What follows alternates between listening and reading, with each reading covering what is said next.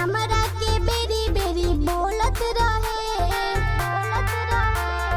ए राजा तोड़ पर डोलत रहे ओ पकोड़त रहे देखी हमरा के बेरी बेरी बोलत रहे कढ़ाई के जैसन करिया हम तौआ देखनी भोरे भोरे बिने जाते रही महुआ काला कौआ देखनी अरे अचके में पड़ गए दौआ काला कौआ देखनी।